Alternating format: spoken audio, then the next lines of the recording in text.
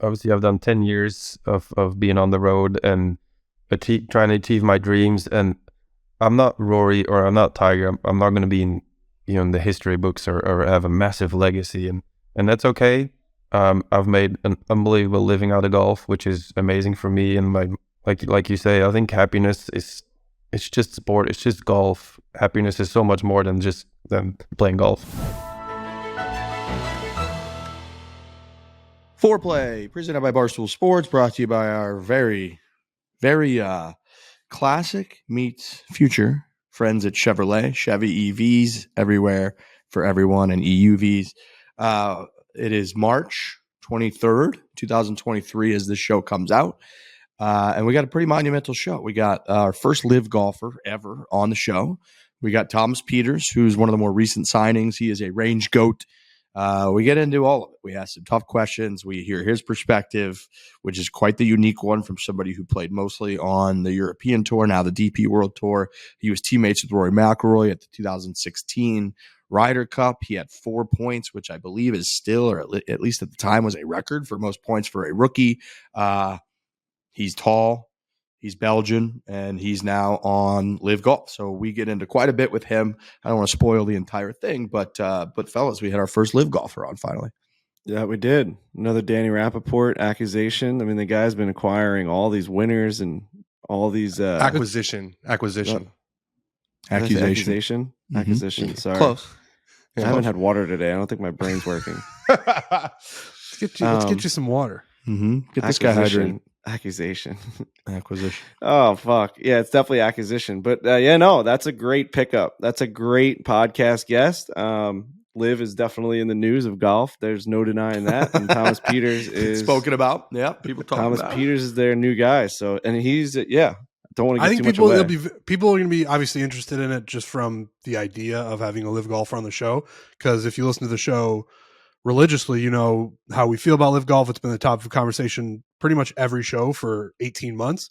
And we get into pretty much everything we've ever talked about, and we get a response from a guy who is signed up to be on the live tour. And it's very interesting. We got about an hour with him, maybe a little bit less. 50 minutes or something.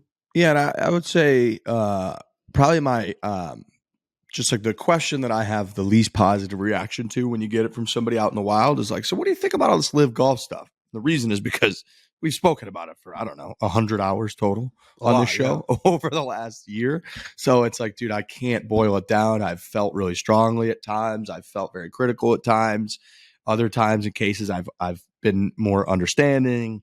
It's evolved. It feels like the temperature of the whole thing has evolved. So it's like trying to explain it to somebody how you feel about it in a 30-second soundbite after they ask you is always very, very difficult, almost impossible to do. So now we get to kind of bounce all of that off of one of their newest accusations that they got over there, which is Thomas Pieters. So great interview.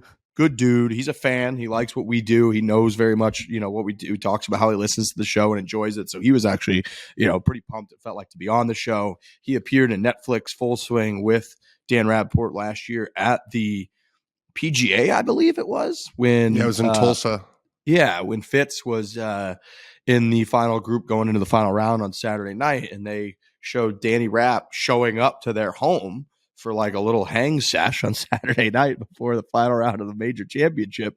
And it's D-Rapp, Fitz, and Thomas Pieters just hanging around like the kitchen island. So clearly you have a bit of a relationship with this guy, and you were able to accuse him onto the show, which is nice. Yeah. Are you guys now able to see how him and Matt get along so well? Yep. Yeah. They're both just like, this is just like, I'm just doing my thing. Like, I just don't really care about literally anything at all. I think Fitz does care though more than Thomas Pieters cares.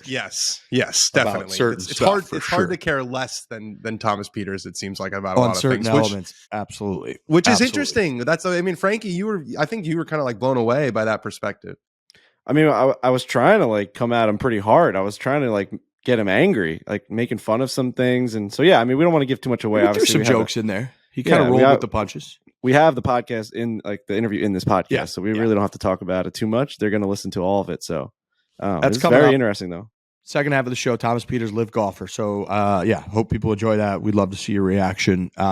We also, folks, have a big announcement. We're going to make a big announcement, which is that Masters Week, which is coming up 2 weeks from pretty much now, we will be doing a live show in Augusta, Georgia at Club Magnolia, which is just across the street from Augusta National. We are doing a live show on Tuesday night, April 4th. Doors open at 6:30. Show starts at 7:30. Tickets are online at 12:30 p.m. Eastern today, Thursday, March 23rd. We'll tweet out the links, but it's barstoolsports.com/events/foreplay live. So we'll tweet that link out. You don't have to memorize it. We'll have it on Instagram. We're selling 100 tickets because this Club Magnolia, it's an amazing spot. Frankie and I did a live show or a podcast from there last year, and then we slept at the Atlanta airport that night in a coffee shop together on the same table. But before we got to that coffee shop, we did a show from Club Magnolia. We talked about how amazing it is. It's got a huge putting green. It had a full swing simulator. Got a bunch of different bars and food and everything. Live show, us up there Tuesday night. We're going to talk about all the hype, whatever's going to be going on with Tiger Woods, the course, the changes to 13, the weather, whatever that's going to be, things that we like. We're going to try to get some special guests involved, but it will be Tuesday night, 6:30 open doors. 7:30, the show starts. Tickets are $50. They include Fireball, and they include Boston Beer Company products, drinks throughout the night. Events 21 plus. Live show with the Masters, fellas. It's amazing, dude. Club Magnolia, the fact that we're giving people the opportunity to get tickets to go into this thing it's crazy. Like we had to text people to get into Club Magnolia last year. It was really hard to get in. It's a very exclusive type of property right across the street. You're not going to believe how cool this place is. It's got a, like you said, concert venue. They're always playing music. Didn't make it sound that hard to get in, by the way. Huh? We had to text people to get in. Didn't make it sound that hard, but it's harder than that to get in generally. No. I mean, we couldn't get in unless we knew the full swing guys last year. It was really hard. They were let me see if I can sneak you guys in here. We couldn't just buy tickets. Yeah. So you can't just buy tickets to Club Magnolia. I don't think it was very, very difficult. So yeah, we're going to release 100 of them. So they will go very fast. You have to see it if you're in the Augusta area type place. 100%. You have to be there if you are in Augusta. Try and get there. 12:30. Is that what it is today? 12:30 today on Thursday. The tickets go live. So we're only selling 100 tickets because Club Magnolia throughout the whole week is incredibly exclusive. People buy these passes, and this place is just this a state that they've transformed into the go-to club. And like I said, they got catering, drinks, bars, TVs, simulator, giant putting green. It's a phenomenal venue. And the fact that we're also going to be doing a show from there, you get to hang out, you get to have drinks. Tickets are only $50, and you get entry into the show, Fireball, Boston Beer Company products. It's going to be a great time. So go check that out. Live show at Augusta, Tuesday night of tournament week.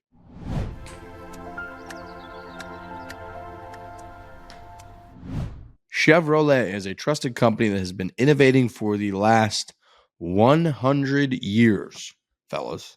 100 years. It's pretty damn good. Century. Good run. What are the chances this company, Foreplay, is around in 100 years? 0.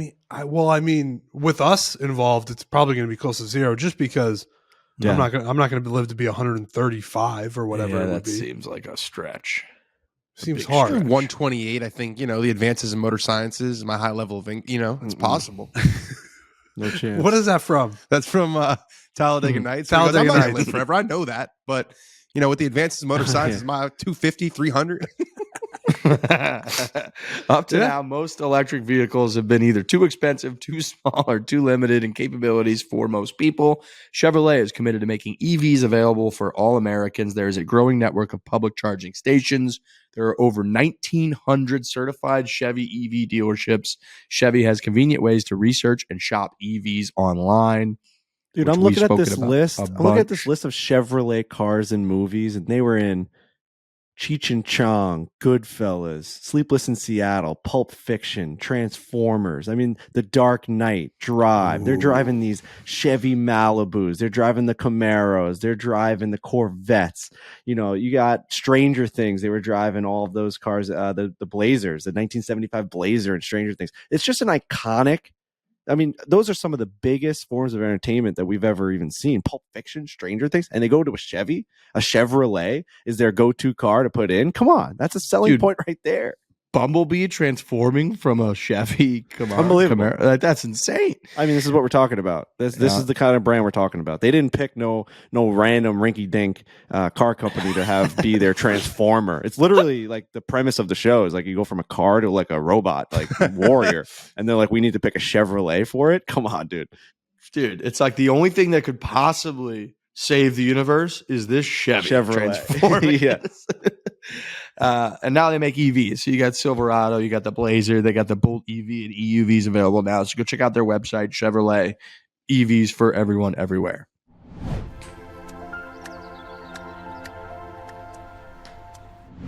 Fixing Frankie is now out. The latest episode is out with Trevor Immelman, Masters champion. He has inherited, one of the more prominent seats, maybe the most prominent seat in golf broadcasting now, up there on CBS. He'll be doing the Masters coverage in a couple weeks. Friend of the program, and he just spent an entire day with Frank Borelli III working on your putting situation. Yeah, crazy. I mean, we had no idea what we were going to do with Fixing Frankie. We kind of just like went along with who we could grab and started with Dr. Brett McCabe, went on to Scott Fawcett, and then everything kind of just fell into place. Like we hit every single category of what you'd need to work on to make your game better when it comes to the process, when it comes to actually hitting and striking the ball, when it comes to where to aim, and then putting and short game. So he was unbelievable. I think that we really nailed the nail on the head when it comes to how do you take this information and actually use it for your own game. He's super good at relaying information, as opposed to Scott Fawcett was a little bit, you had to take out a pen and paper for some of his stuff, and you had to really like, I got people saying like they were rewinding it. One guy said he like screen recorded the Scott Fawcett thing and played it like slower for himself so he could like really understand what he was saying. But I think Trevor Immelman's episode, exactly. One. I mean, Trevor is the easiest guy to listen to ever. Dude, and I remember you guys so coming good. back. We were down in Florida when you guys did this, obviously, and I remember Brendan coming back from the shoot, and I was like, "How was it?" And he was like, Trevor's perfect at explaining how to do things the right way. Yeah. And he gave me some interesting tips that I never really thought of. Like, I mean, his grip, he does for a right-handed putter, he grips his left hand. He does the like the Tiger overlap, and he grips his left hand at what he calls 100 power, and his right hand just is at like a 0.1 power, and it just guides it. And I thought that was really interesting. Huh. Yeah, that is interesting, and that's different than a lot of people, because Tiger is the other way, where like a lot of guys like to feel like the right hand is really in control of the stroke. Right. He was like basically having me just hold it hard with that. Dude, I remember I did right hand for lefty. A couple years ago, I did like a daily 9 because somebody had done a video where they do one-handed putts, and I've always seen Tiger Woods do the one-handed putts with just his right hand, but I try to do it left hand as a right-handed golfer, and I like couldn't make contact with the golf ball. It's really hard to do. Like the backhand, left hand only swing is almost impossible to control it. So that's nuts that he does that. But that's on our YouTube page right now, Fixing Frankie with Trevor Immelman. And then we are going to have next week, Trevor, I believe, is rejoining the show for the first time in a while. So I'm very excited to hear his perspective of Fixing Frankie, working with that fantastic brain of yours. That has now gone from a 10 to a 5 handicap. So that's a huge selling point for this series is, we clown around, we Mickey Mouse around on the golf course quite a bit, but clearly there's nuggets of very good information in here because you have gone from legitimate double-digit handicap to a legitimate 5 that's going to be a 4 or 3, I think, after this summer of playing golf again. Easily. Like you are not, it's not a vanity, it's anything. It's like when you play golf, when you show up to travel series, when you're in the scramble matches, when you're in breaking 90 with Trent, it's like, oh, Frankie just hits good golf shots and posts pretty low scores. Yeah, dude. Yesterday I played by myself. We kind of talked about pre-show with you, Trent and I talked about Colonial, and it just opened up here on Long Island.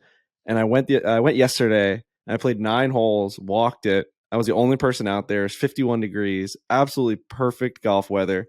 The greens were a little bit punched and sandy because like they're just getting going, but the place was green. It definitely was growing in. And I played from the back tees, and I took my sweet ass time as if I was Tiger Woods. At one point, I like looked around and like gave people like fake people like a thank you, like after I hit a drive. And I kind of thought about like the way Tiger like steps up to the ball and does like a waggle and like kind of looks out, and like he stands really tall with his chest up, and the way he walks, almost like he's trying not to hurt his back. I was like doing that from the clubhouse to the first tee. I was like walking like I wasn't trying to hurt my back, and like it was unbelievable. And I went out there and I shot just a 36. I went par, birdie, bogey, par, and I just parred the rest. And it's like the most ho-hum, how you doing, stroll. I took a meeting at one point. I like had a pickleball meeting. I took a meeting. I laid down on a huge slope and just took a meeting for 30 minutes in between on the 7th hole at the valley course. And I just fucking chilled, and I just hit every fairway, and I hit every green, and I made a bunch of putts. And I just like, the golf is really fun when you're really paying attention. There's too often are we like, I love fun golf. That's like my favorite thing in the world. I love going out with 18 people and fucking getting drunk, and you have all these foursomes and playing music.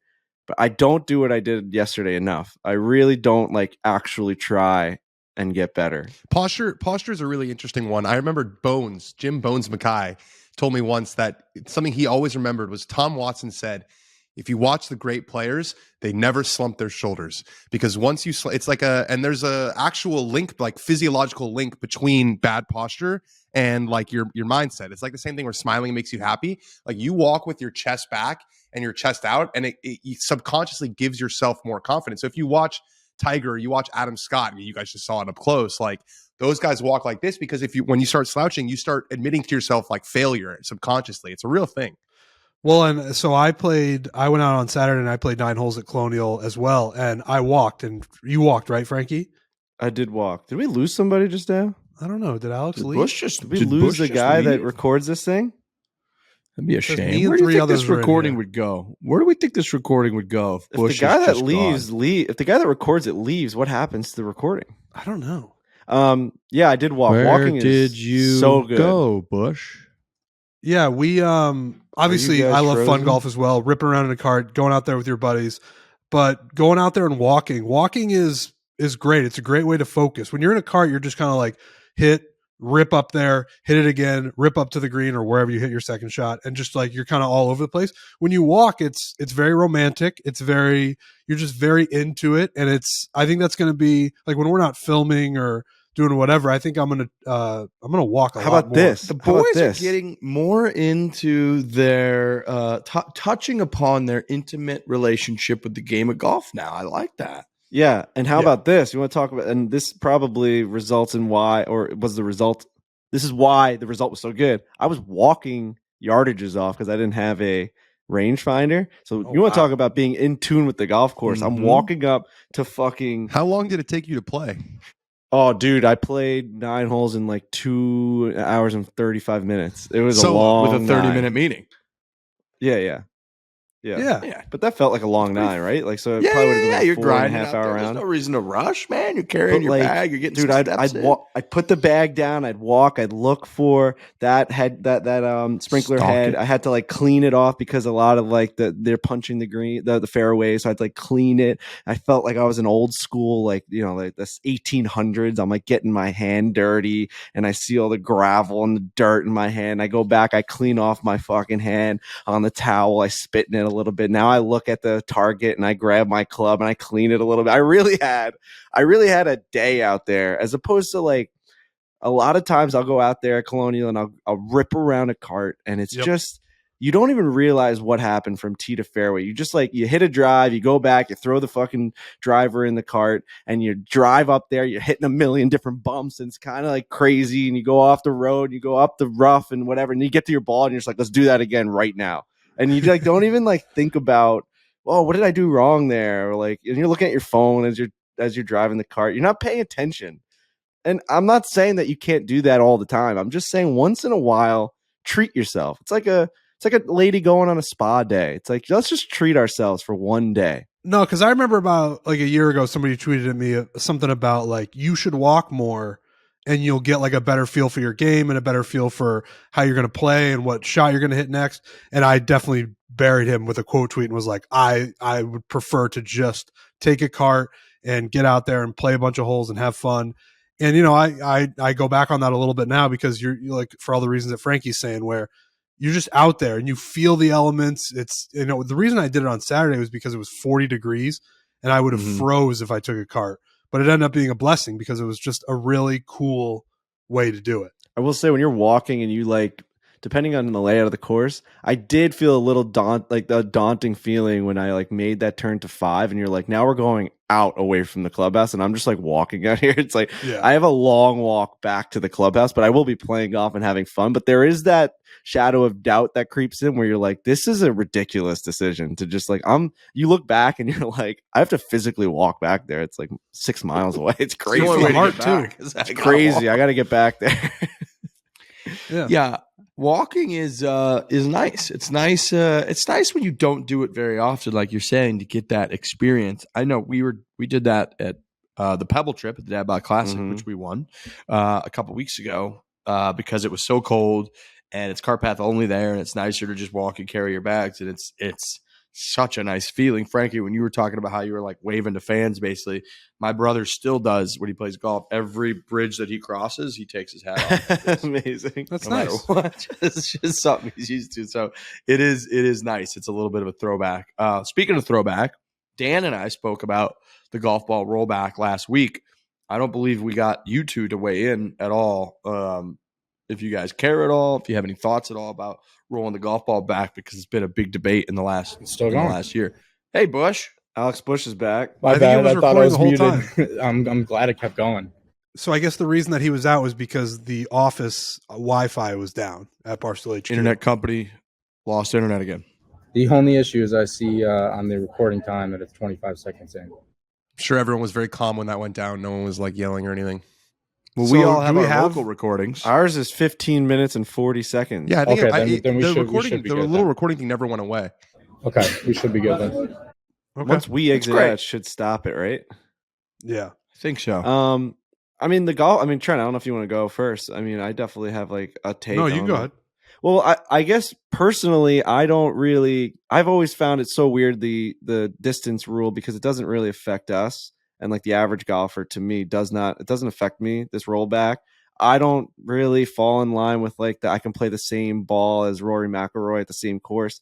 A little bit I do, but like the more we've seen the behind the scenes of like what goes into making those guys golf clubs, I mean, like they hand make Tiger Woods' golf clubs. It takes them like 6 weeks to like grind out everything. It's like we are not the same. You know what I mean? Like you're not that guy, pal, and you'll never be that guy. So when it comes to like I want to play the same thing, that's never been the case ever.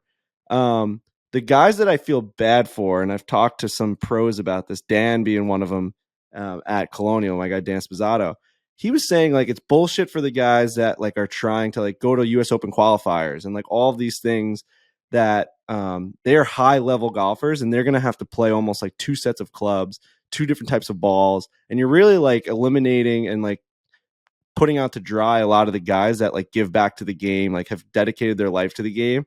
And like they want to be at that same level and playing the same equipment and same ball as like a Rory McIlroy. Those guys I kind of do feel bad for, where it's like, why are you like trying to take away from them when like there's only that top tier that this is going to affect?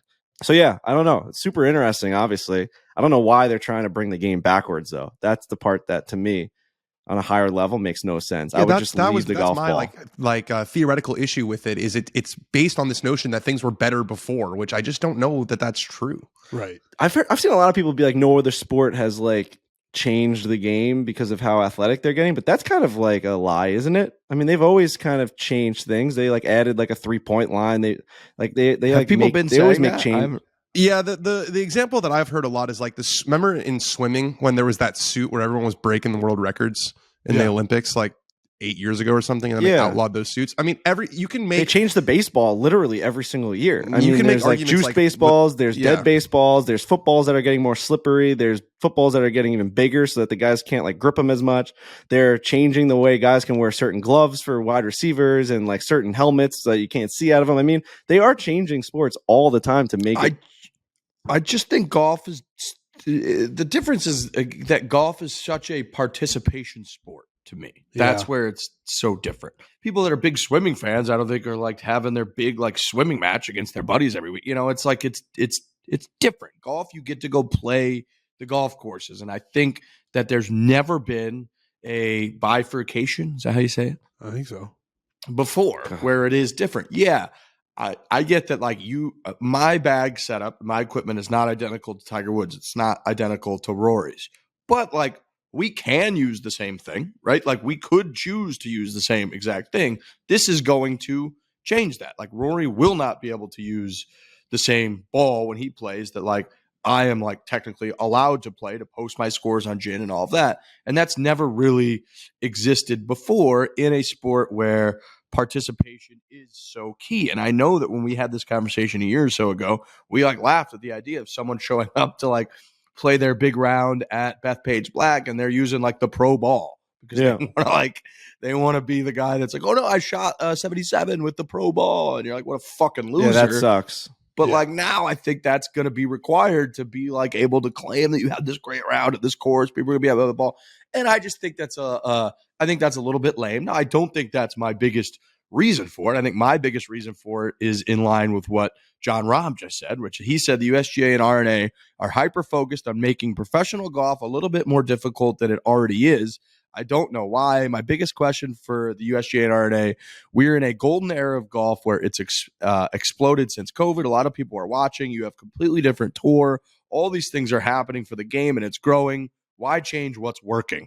And I think that that's a very good point, which is that like the trajectory of things, even with Tiger Woods for the last couple of years, basically being non-existent or as, minimally existent as he's been over the last 25 years, even with the biggest figure who changes the numbers, he is the needle, he changes the ratings, changes everything about the game.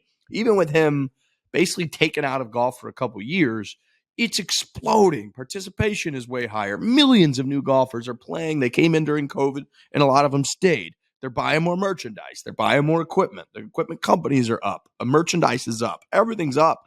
And, like, they're going to go and make a pretty drastic, unprecedented change to roll back the ball. And that, to me, is something that I get that there are positives that I really like that will come out of it, but I just think the more that I weigh it, there's more negatives or there's not enough positives to overrule the other side for me.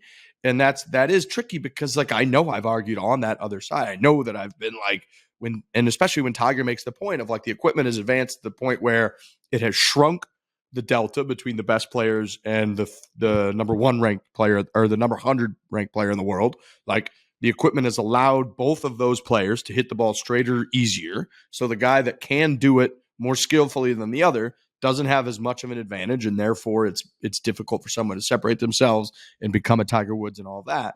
I get that. That's what Rory said basically today, I think it was, or yesterday. So I do get that, but I largely more agree with kind of the John Rahm of like, dude, golf's really fucking hard for pretty much everybody already. We just watched Rory McIlroy miss the cut by 1 million at the Players' Championship.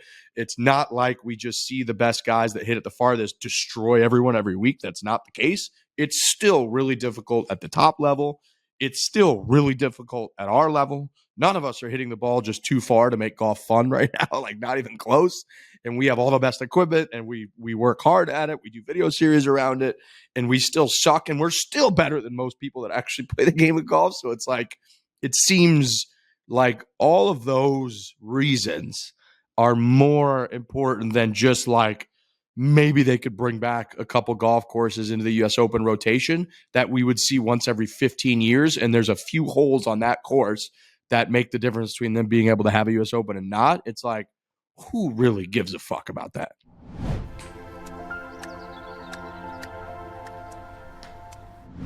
Created by fans for fans, Game Time is the ticketing app that makes it easier than ever to score last-minute deals to sports, concerts, shows. They guarantee the lowest price. Game Time is the exclusive ticketing partner of Barstool Sports. Events are back, man. It's been a couple of years now. The pandemic, obviously, weren't allowed to go to anything.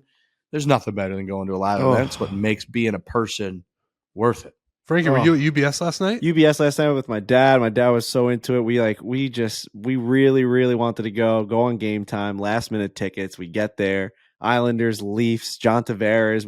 We're chanting, "We don't need you." JT still sucks. The whole thing. Every time he touches the puck, for 5 years we've been booing this guy every time he touches the puck on Long Island. It's never going to go away. Leafs fans are throwing their jerseys on the ice because the Islanders beat them 7-2. It's an amazing, amazing event to just go there, hear the goal horn, celebrate with your dad, with anyone, your loved ones, and you just like, what else would you be doing on a Tuesday night? Get on Game Time. Make sure you're going to events. It doesn't have to be a sporting event. You can go watch a play. I said my sister went to go see The Lion King last week. Tickets on other websites were $500. She went on Game Time, used our code Fore, and she ended up getting them for $125. She went and saw The Lion King on Broadway. Awesome. The purchase process on Game Time 2 just takes 2 taps and 10 seconds. 2 taps, 10 seconds. Once you buy your tickets, they're delivered directly to your phone. No printer needed. The app also allows you to easily share tickets with friends via text. So download the Game Time app or go to the website, enter your email, redeem code FORE, F-O-R-E, for $20 off your first purchase. Terms apply. Again, go download Game Time. Use that code FORE.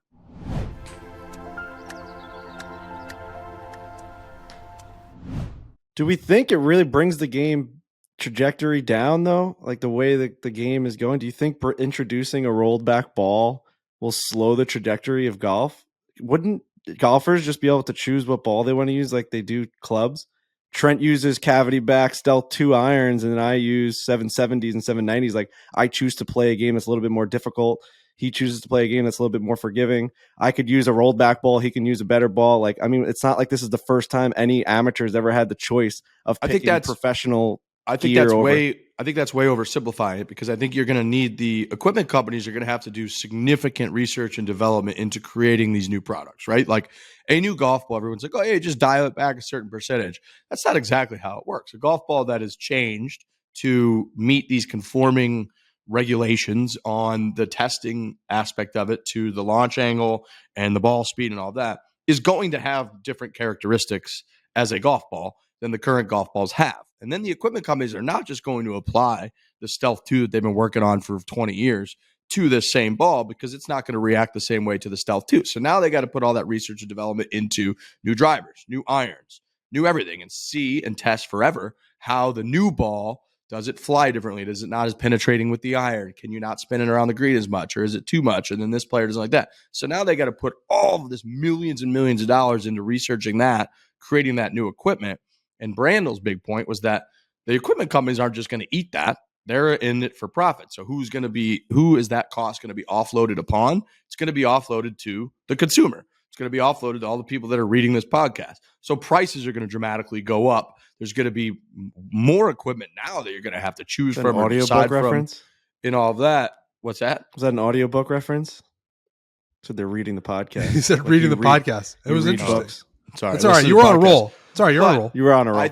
I think that all of that, I think when you really think about all of those different factors and trajectories that could take things, I think definitely leads to a risk of halting the growth of golf in a lot of ways. And one of the biggest ones is because it's more expensive at that point. And I don't know how you could avoid it at that point from becoming more expensive, because none of these companies, from TaylorMade to the other equipment companies, are going to just allow the others to like provide the best new equipment based on the new regulations to their guys only, and have our guys, if it's TaylorMade, have like Rory and Tiger and Colin and Scotty like not using stuff that's been perfected to the new ball. So then they all have an arms race to kind of the best stuff for the new stuff and the new regulations. And I just think I think that does risk halting sort of this great trajectory that golf's been on. Golf is already a pretty expensive sport as it goes. But that's kind of like, I'm putting that into the pool of like, it's already growing and getting unbelievably more expensive as the years go on. Drivers are $700. You throw shafts on them. Sometimes like one club can cost close to $1,000. It's not like they'd be going from this, like everyone can go play at sport, to like, well, if we make this one decision, it's going to like eliminate a lot of people that are going to play and buy gear and go play. Like even if it's like a subtle increase in price or whatever it's going to end up being, even if it's massive increase, it's not like these people that are playing can't already afford it. You're focusing on the lack of drawbacks. What are the real benefits of the rollback? Yeah, I mean, I guess I really don't like stand by carrying about like certain courses being able to be used. Yeah, I get that. I guess I would. The best argument would be Tiger's comment, where it's like you are actually bringing more competitiveness when you are. Is that bad?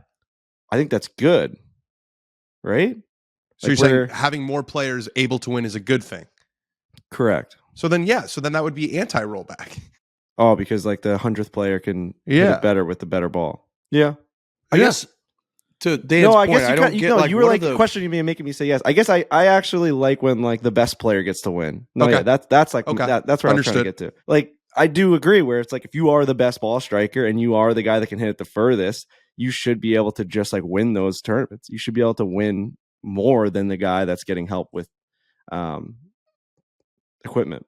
Yeah, and I guess I never really thought of it that way. When you hear it, when Riggs said it, it's like that makes sense. I would be pissed if I was. And what I would say is I don't know how true that is. Right? I'm just taking like Tiger said that, and obviously Tiger's at a point now where he's like wishes he could just dominate against everybody like he did in the 20 years ago. But it's like I mean, Scotty Scheffler won 4 out of 6 starts at this point last year, including the Masters and the match play, and won on all kinds of different golf courses. So like the best player was just defeating everybody. We talked a few months ago about John Rahm, and he was just there's 2 guys who was way better, the best player. And I think right now, Scotty Scheffler and John Rahm are just the best players. I think they're playing better. And I don't think that it's like, well, they're the best players, but like they, any given week, it's like the equipment's so good that everybody could just shoot 40 under. It's like, no, he was 10 under par last week was Taylor Moore, who was just on the last show, who won like 10 under par for those guys over 4 rounds. Par 72. Nothing. It's par 72. So they get 16 looks at par 5s throughout the week, and they're still only 10 under. So basically playing the rest of the golf course at like over par. So it's just like that's not. It's just not, in my opinion, such a dominant thing that's overtaking golf with the golf ball being able to be hit too far. It wasn't like when Bryson came out and did it that he all of a sudden vaulted to number 1 in the world and was just destroying everybody. Yes, he got a little bit better. He was able to win a major, but like we kind of talked about last week, it's like he was already on a trajectory to win majors. He had won a bunch of tournaments. He had won multiple tournaments in a row at the FedEx Cup not that long ago and won several times on tour. So it's not crazy that somebody like that would win a major. It's not like just because he got to hit it farther, he all of a sudden won every single tournament he played in. He also got injured and sucked in a lot of tournaments, and we made fun of him and the whole deal. So it's like, and then also I think like the excitement level from that of being able to hit the ball so far is still really cool. When he drove the fucking green on the first hole at the Ryder Cup and made an eagle, that was awesome. That was fucking unbelievable. Like when he tried to drive the green on that half moon hole at Bay Hill, that was awesome. He threw his hands in the air. He celebrated like a fucking power lifter after hitting it almost on the green. That shit's fucking awesome. So it's like, I don't know that like this little tweak in the competitiveness or being able to like having to work the ball again a little bit more, bringing back again a few courses, however many courses it might be that get to come back that we would see like once every 15 years maybe is enough to overcome kind of my thoughts on the other side of it at this point. I also say like the stuff that I think we talked about at the time, like the stuff that Bryson did to his body, the way he got to that point was like, nobody's going to do that. Like, right. It's like, look at him now, dude. He's finishing last and on the live events. Like, right. Even Bryson doesn't do that now. Yeah. And we talked like Kisner anymore. Right. Even when we talked to Kisner about it, Kisner was like, I got things I got to do. Like I got to drop the kids off at school. I can't be pounding protein shakes and lifting for 16 hours a day. Like the guy that everyone points to as like, this is where we're going. Nobody, including himself, wants to do that now. Yeah, I agree. I mean, I definitely want to see both sides of it. It's a good debate. I'd probably lean more towards I don't care about it, so I really don't think they should do it. I do think that it's the Thomas Pieters. Yeah, absolutely. The TP special. He's incepting us. We're taking a TP here. I'm taking a TP. I just don't give a fuck. I don't care. I guess like my official stance on it is like I fall on the fact that like let's just leave it at the way it is. I think golf is doing really fine. Everyone's loving it. It's a really good product to watch. I do see the only thing I don't like is the hypocritical like tweets I'm seeing of all these people that are getting angry at it and like they're acting like there's never been changes in sport or golf before, or there's no difference between equipment right now between the amateur and the pro. Like that's wrong. Like let's not make those arguments. Let's make the arguments of like let's just leave it the way it is and let's all have fun moving the game forward. And I agree with you. I think it's a close debate. And I actually think like I'm so close on it overall that like for me, if they do vote to go to the rollback, I'll be a TP special on it. I won't really care that much. I'll be like, all right, that's fine. Like I was more on the other side, but like, would you use I'm the new fine. ball? No, I don't think so. Did right? you guys see Rory today say that even if the PGA Tour does, he claimed that even if the PGA Tour doesn't adopt it, he would still use that ball because it helps him prepare for majors? No, I don't. I'm calling bullshit on that one. See, that's what Dan at Colonial Springs was saying. He's like, do I have to now use this ball like every day? And like, is that going to just make me worse when I'm already trying to gain an edge on every single one of these pros that are trying to qualify for the US Open and all these things? Like, I want to do that. Like, I want to be better. I want to make this tour one. Like, that sucks for those guys. I don't think there's a world where the tour could not adopt it and the others would. I just don't. I think that would create too much separation, which is to go further into Rory. Rory said, I think my opinion differs from my peers and probably the PGA Tour as a whole. This is just my opinion. I'm only one voice. But honestly, if I take my PGA Tour hat off, the major championships are already such a big deal in the game of golf. And if the major championships somehow adopt this ball change and the tour doesn't, I think it widens the gap between the PGA Tour golf and the major championship golf, which, if anything, the PGA Tour is trying to make up some sort of market share or trying to get a little closer to the major championships in terms of interest that we create within our tournaments. He said, basically, I've been pretty adamant that I don't really want the governing bodies to touch the recreational golfer because we need to make sure this game is not as intimidating and is as much fun as possible. Just try to keep the participation levels at an all-time high. So I'm glad this new proposal that they haven't touched the recreational golfer.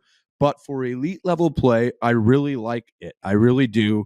I know that's a really unpopular opinion amongst my peers, but I think it's going to help identify who the best players are a bit easier, especially in this era of parity that we've been living in these past couple of decades.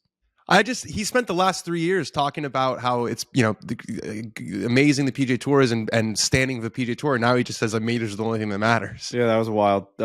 And he's like, at this point in his career, the only legacy is his major wins. I feel he's having a moment. Like he is with the. You think he's going to jump? He's just firing away. Think he's How much jump? would this rollback NWO affect the golf ball? He comes out of the rafters with a. How much would the rollback affect the golf ball? Would it be 30 yards? Do they have a number? It's about 20-ish. Drivers will hit pros will hit drivers about 15 to 20 yards less far. Yeah, I can't get my dick hard for that. Like, that doesn't make a difference to me. 35 to 3. I know I'm saying as a viewer though, like you're just going to watch that ball go up in the air. The blimp's going to watch it just hit the ground, and you're just going to be like, that guy's in the fairway with 145 yards. Like, you know what I mean? For them, it's going to make a huge difference. Huge. Hitting different clubs into greens. Guys who are better iron players are going to be way, way more have an advantage to win tournaments. But it changes carries too, right? Like instead of hitting a driver on a hole now, you got to hit a fucking 4-iron because like you can't carry it's that a huge difference. 320. So it changes a lot there. But you're right. From a viewer, viewer standpoint, are you really going to notice that much? Crazy. No, probably not. No, at all. No, scores maybe, but that's really it. And I still don't think they would bring back necessarily very many golf courses. I think just like they'd be able to. What courses are they talking about? I don't know. I honestly don't know. I think they'd be able to more sustain the ones they've got than like bring back golf courses from the dead, right? Like, are they playing like the Garden City Men's Club? Like what golf courses are they trying? St. Andrews. What the courses that they're talking about are these like, but you need to go so much further than 15 yards in order to make those courses relevant. Right. I would love to have somebody on who could talk about like is there a strategy for golf courses going forward that would make it like, obviously it's always just like push it back. How can you tune up a golf course to make it still where you could play these big events there? You got to grow the rough really long. You got to have the greens really hard and really fast. And that's what they do a lot. They do that at Bay Hill. They did that at Valspar, and that keeps the scores down. But then you've got the golf architecture guys saying that's actually really boring because if you miss the fairway, you just got to chip it out. We want the recovery shots. We want wide. We want options.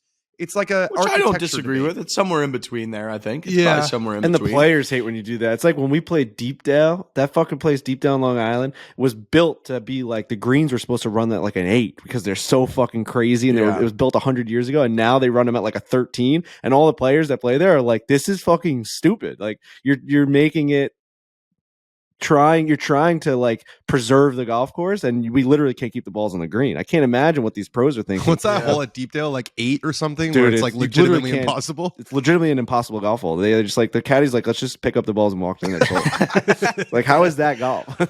So, right. I think that is a lot of the argument of like the pros basically are like, dude, in order to make these courses and keep the scores down and keep it a Valspar like we're talking about where the winning score was only 10 under, they have to pretty much make it one-dimensional golf, which is very narrow fairways, longer, luscious rough, thick, long rough, and then really firm, fast greens with like long rough around the green. And it's like, dude, that's pretty much just the same shot over and over again. You have to hit a straight long drive.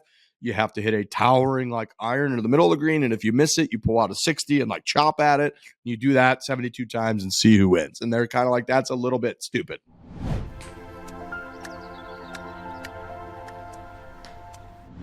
Who's ready to put their best foot forward? G4 has all the fan favorite shoes for on and off the golf course. Look, I don't need a script for G4. I got oh my gosh, pair of our new Gallivanters here. Nobody, I mean nobody does it better than G4. The Gallivanters are the classic shoe. This is like a tournament shoe. This is like if you got a huge match against your buddies, you're going to wear pants, you're going to wear a vest, you're going to try to look like the most clean, professional golfer and classic, yet be comfortable in history. You go with the Gallivanter, the sneaker style, the MG4 Pluses. I wore those yesterday. Look at those. Oh my god, those are real nice. It was just like, and then like as you swing the bottom, like look at that. I mean, come on, man. They really there's no inch of the G4 shoes that they leave not perfectly crafted when it comes to the artistic ability of being able to add those little flowers in there, but making it look cool like camo. It's crazy how good those shoes are. I got a message from Francis.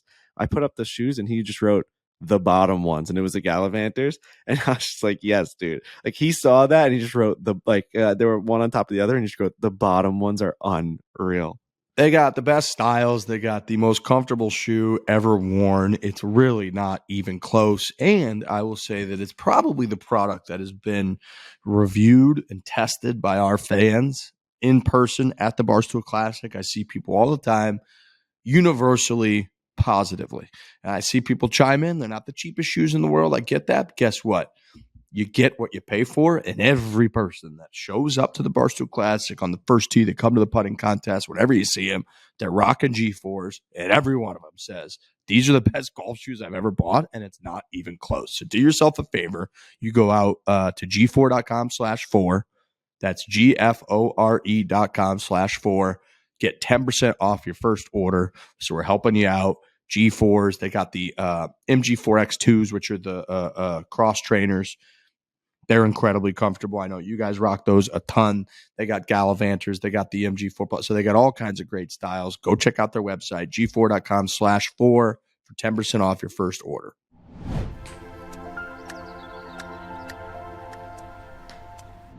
Sorry to cut it to all the people that think they're playing the same game as the pros, but like you're not playing that Bay Hill. They completely changed that golf course for the pros. So like, again, to that argument that's like, we can do the same thing that they do on Sunday. I can go out there on Monday. Like, no, you really can't unless you're playing like that media day, the day after. If you're playing that golf course, like in the dead heat of the summer, it is not the tournament style rough. It is not running at the same speeds that they are. It's a completely different golf course. I did get a little bit Jake Bass, now Alex Bushed on that front last week for sure, because of all the points that I've made, which I pretty much made in this show.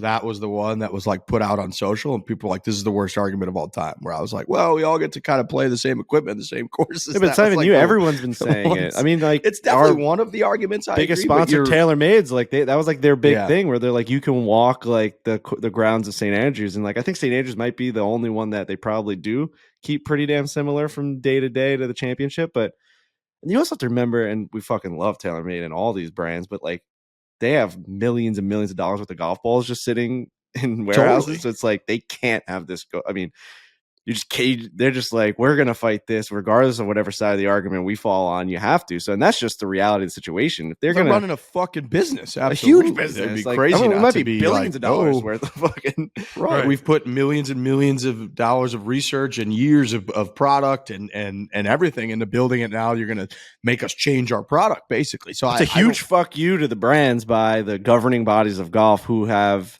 benefited off of all of this work and amazing advancements that the people that we've met at TaylorMade that like are in these fucking lab coats that like legitimately do scientific experiments on how to get these balls better. And like they were given that direction by essentially the governing bodies of golf to be like, advance our game. And now they're like, fuck you. Yeah. That's crazy. Right.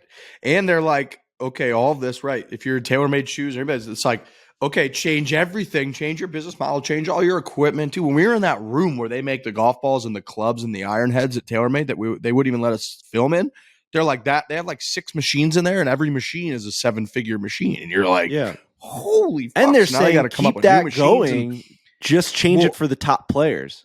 Correct. And that's like, and they're doing it because they're like, change it because like 12 fucking fossils that somehow work at USGA and at RNA have listened to a little bit of golf Twitter and been like, we're going to change it all. And you're kind of like, well, hold on here. Like, the architect snobs can't win the future of golf argument. Do you guys think unfortunately, you fall on the wrong side? Do you think TaylorMade and other companies will want to pay pros less to sponsor them because they'll be playing different balls and different clubs? Probably.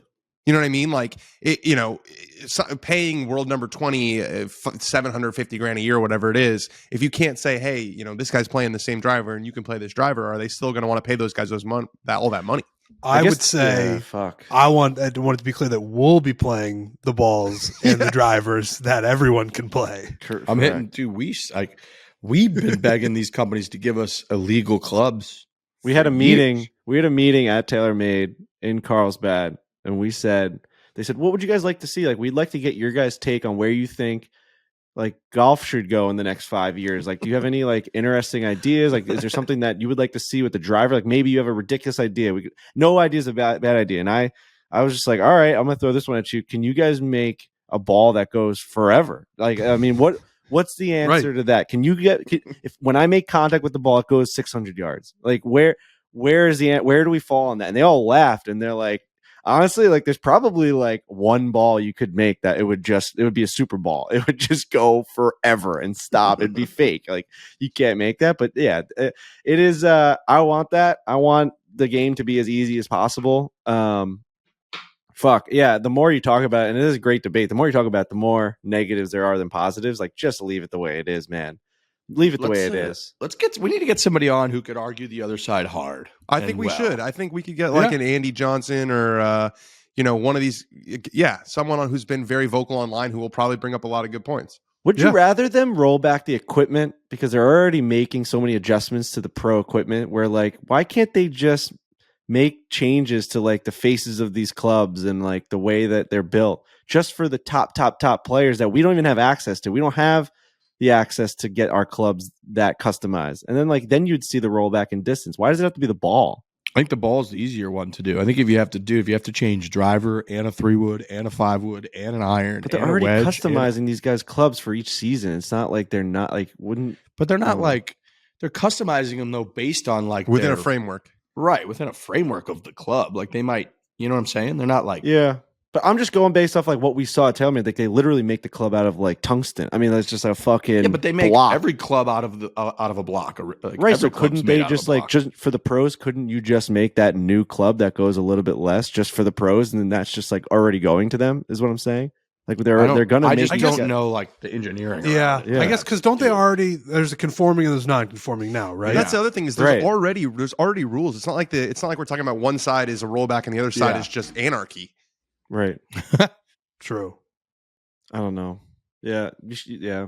Let's get somebody on. I don't know who, but we'll get somebody on to argue the other side. And you can tell we're pretty close on it. It's like half the time or 30% of the time, we're sort of like understanding that if they could bring or change certain things and make it more competitive, Tiger could win again. That'd be fucking great. So we're all on board with that. All right.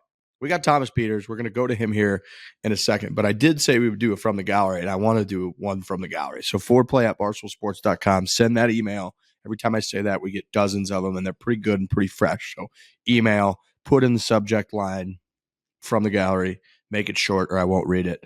Nick, whose favorite Truly flavor is wild berry, mine as well.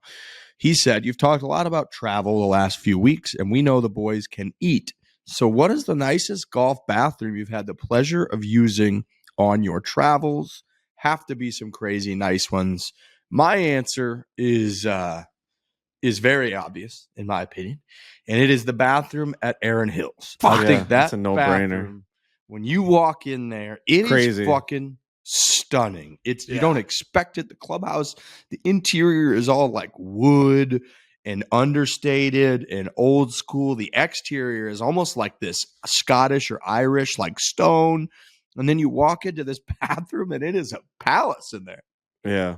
It's a fantastic bathroom. No, it's Erin Hills. Like there's really no other answer. I think there's different tiers, and the top tier is Erin Hills, and then everybody falls below. I'm trying to think. The bathroom at Bayonne, which like not many people can go into, is a fucking old like mahogany. You feel like you're in Hogwarts. Is a vibe. That place is really cool. That bathroom's awesome. You feel like if you hit like one of the levers, you're gonna like go down into like Slytherin's like whatever. I was gonna say something crazy. I don't even know what I was gonna say. What word was just about to come out? But layer, I guess. Yeah. Slytherin's. I was gonna say sex dungeon, but I don't think that was happening at Hogwarts. Now you're saying all of them. I guess it would have happened. You think there was sex dungeons in Hogwarts? For sure, right? Definitely. I read that. You know, I don't. Like, I mean, there was a Chamber of Secrets, so there's probably something else too. Yeah. Ooh. Correct. My bathroom pick would be Whistling Straits, because you know exactly what you're going to get. You're going to get Kohler products. It's in Kohler, Wisconsin. It's the Kohler family, and it's it's exactly what you think it is. Nice new Kohler toilets. They do have the baths at the 9-hole golf course, and there's just a Kohler bath right there, right by the first tee. Mm-hmm. That's a good one. But yeah, I like that we're both in Wisconsin. Our bathroom, yeah, Wisconsin does baby. Seem like a state that if you did one of those where they're like, oh, this state's known for that, it's like Wisconsin should have good bathrooms. I should feel like they got to be ready for bombs. They got to be ready for nuclear bombs. They're bringing the thunder there, and you got bratwurst, good cheese, facilities for these folks dairy, to relieve themselves. So that's actually on par. Not to make another pun, but that's on par for Wisconsin to have the best bathrooms. All right, let's throw it to Thomas Pieters, our first live guest ever. And then people enjoy the match play. Real quick with match play, we talked about Kevin Kisner before. I texted him last night because our guy Cal Clutterbuck, I guess Kiz had like a weekend with Cal Clutterbuck like 2 off seasons ago where they just played a ton of golf, and Cal like absolutely put Kiz to shame when it came to like being able to play golf, drink, and then just wake up and play again. And he just put on an absolute bender of a weekend in front of Cal. So he's always been a fan of him. And so last night, Cal Clutterbuck just came back off an injury. Islanders are fucking surging, about to make the playoffs, hopefully. And Cal scores 2 massive goals against the fucking Toronto Maple Leafs at home. Goes like this to the crowd, like he's back. So I text Kiz. I'm like, our boy Cal Clutterbuck just had like 2 of the biggest goals of his like career tonight. And he didn't answer me last night. And this morning at like 7:15, he goes, so you going crazy about that? And then I liked it and hearted it at like 9:15 when I woke up. And Kiz just writes, good morning, Frankie, because he knew that I had woken up like 3 hours after him. And I was like, tough Tuesday night for your boy over here. And he's just like, love to hear it. It's just like so classic Kiz. And then I like got to the realization, I'm like, wait a minute, the match play starts today. And I looked, I'm like, he was teeing off in like an hour. I was like, fucking Kiz is so like he's stereotypically Kiz, no matter when you fucking text him. He's just on his phone, like doesn't give a shit. He's about to tee off against Max Homa. It's like a huge match. I actually wonder how that's going right now. He's playing Hideki today. So Kiz, we did he's not playing. Picks. What's up? Oh, I thought he was playing Max Homa today. No, he's got Hideki. He tees off in like 30 minutes, I think. But Kiz, the reason I know that is because me and Kirk yesterday were both on Kiz to beat Hideki Matsuyama today. He's like plus 150 or something because Kiz has missed a million cuts in a row. Obviously, the match play at Austin Country Club is his wheelhouse. So I'm on Kiz today. I put a good amount of money on 149. Tomorrow, Max Homa. I put a good amount of money on Kiz to beat Hideki Matsuyama today. So everyone that's listening, they already know the result of this. So I think I might dabble in that too. Come on, Frankie, get involved. I also have him winning that group at plus 500. All right. He's made one cut in the last like 4 years. So we need him to play. Just hoping the match play king just shows up again. That's what we're going for. It's just like every year I tweet about how, this is his tournament, and then I'm going to go in and see him at 5-1 to win that group and not pick him. Like, It's a good bet. It's good value. All right. Match play. Enjoy the match play this week. One of my favorite golf courses to watch. And it's the last time it's going to be there, so you won't get the chance again probably ever. And then we'll be back next week on Tuesday, per usual. Hit it hard. Hit it hard. Hit it hard.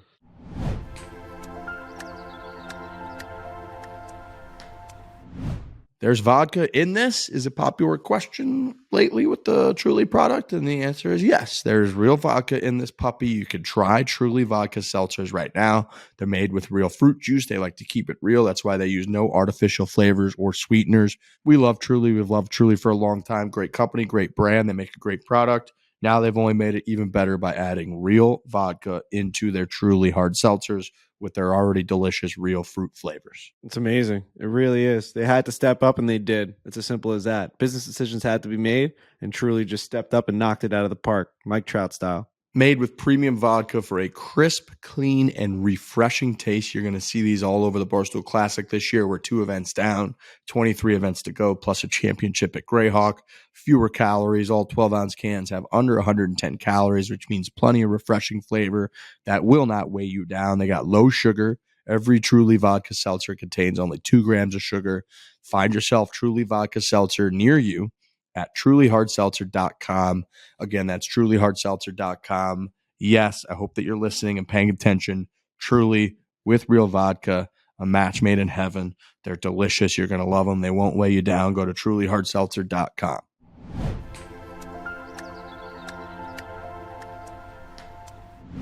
All right, folks, we're joined by a very special guest, a big test for the Foreplay podcast, I would say, because we've been quite critical of Live Golf. We've been known as, I wouldn't say flip-floppers before, but kind of cowards when people come on and we give them all kinds of shit, and they come on and we're nice to them and the whole deal. Now we've got our first Live golfer, probably the tallest. Are you the tallest golfer on the Live Tour? Could be, yeah. 42nd in the official world golf rankings, played in 2 Live Golf events thus far this year, 6-time European Tour winner, very dominant with Rory McIlroy in 2016 Ryder Cup, which is where probably a lot of our fans saw you for the first time. 2 of you were standing out there. I don't think either one of you was really wearing a hat at the time at Hazeltine, which was quite intimidating for you and how much taller you were than Rory. We got Thomas Pieters on the podcast. You're a couple events into Live Golf at this point. So my first question is, how much has your life changed in the last month and a half since you sort of made the jump, if you will, to the Live Golf Tour? Not really. I still get on a plane, go to a golf tournament and try to compete and win. On that end, not much. I mean, obviously there's a lot of talk, but at the end of the day, it's personal opinion and it's just golf. You know, it's not life and death. So I made a decision and I move on. We talked about you kind of wanted to do this for a while since it started. And I think you are kind of a unique case because there's been a lot of talk recently about the PGA Tour and the DP World Tour and how it seems like if guys want to play at the top level, they either have to move to America or I guess they have to go to Live Golf. So can you just walk us through your decision process on why Live seemed so attractive to you from the beginning, really? Gotcha. Yeah, so like as a kid, you obviously dream about playing on the PGA Tour, winning golf tournaments. I won some golf tournaments. I played a year on the PGA Tour. I did not like it. I got very homesick, very lonely. And for me, that was kind of like, I ticked the box. I tried it over there. It wasn't my thing. And then kind of Live came around right at the right time. It sounded like, everybody was playing on it last year that I talked to. Said it was very exciting, new, and that was something that really spoke to me. And, obviously you can't lie about it. Financially, it's amazing. And it's something as a family, father of 2 daughters as well, with my girlfriend. It's awesome to have a set schedule as well.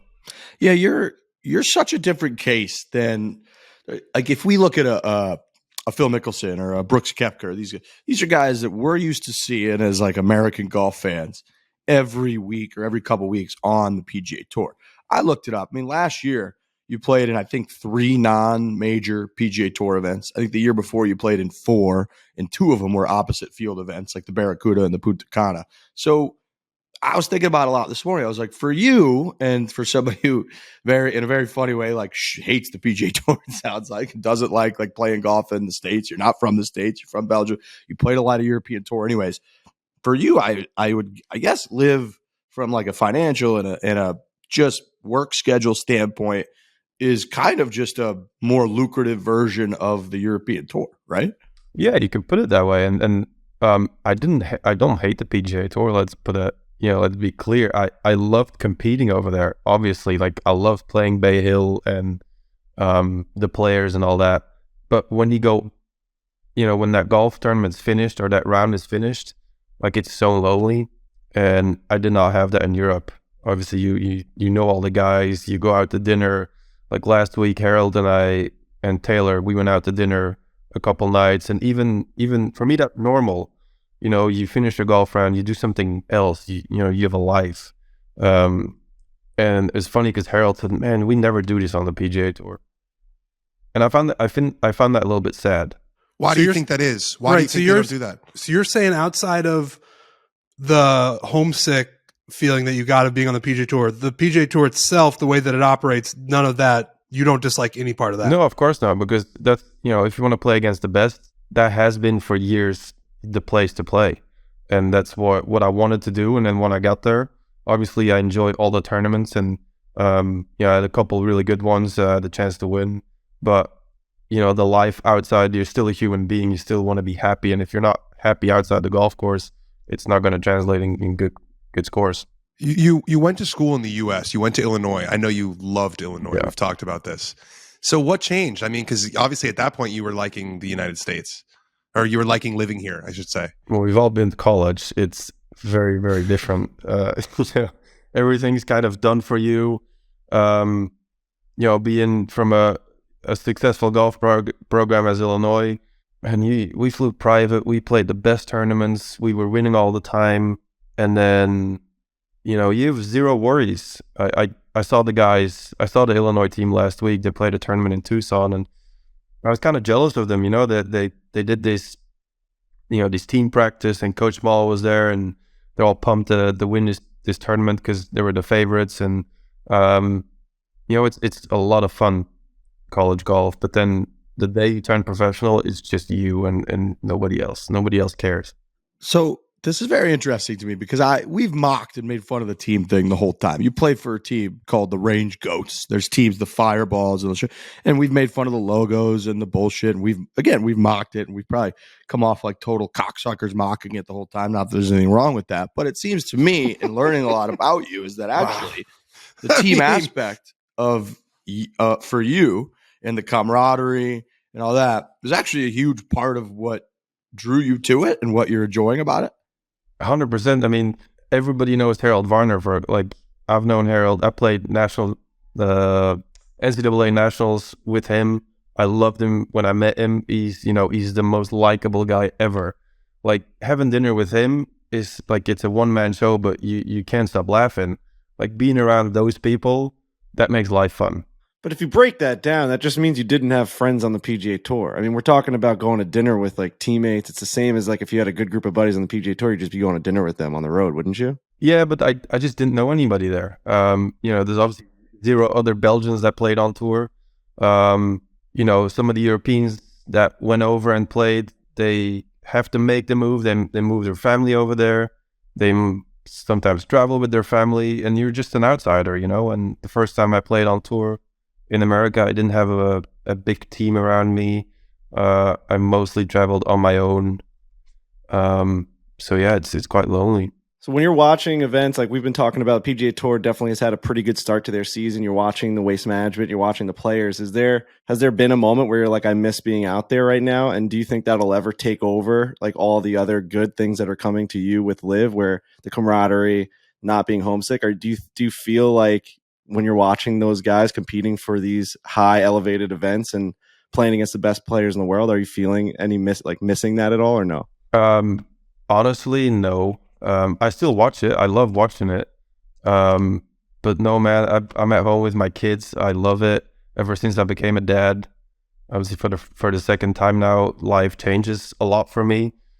I wanted to be home a bit more. And no, I'm so rational that if I make a choice, I'm not going to think about what I could have done or what I'm going to miss, or I just think that's a bad way to live life.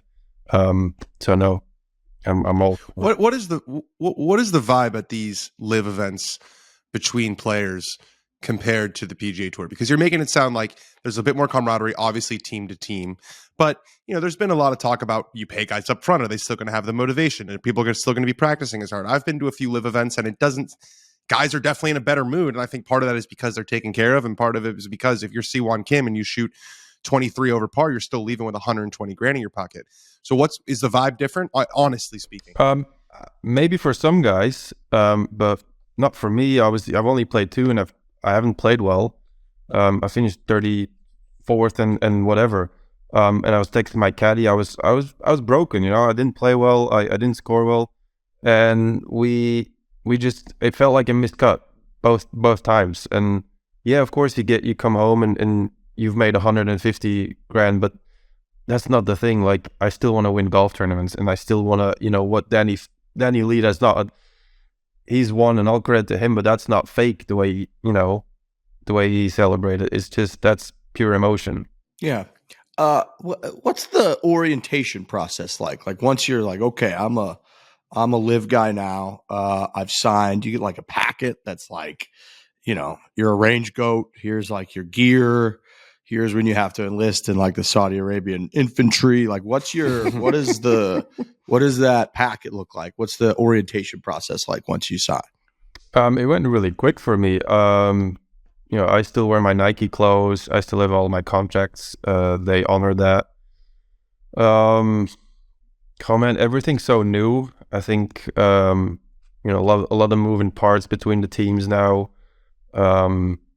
You obviously have guys leading the range goat team, and at this point, I just go and play and try and win and try and obviously bring scores to the team. And for the future, I really don't know. I mean, next year I know we all gonna be playing the same clothes, same tour bag. Some teams have that right now, but like, I couldn't get out of my contract and I didn't really want to. So, yeah.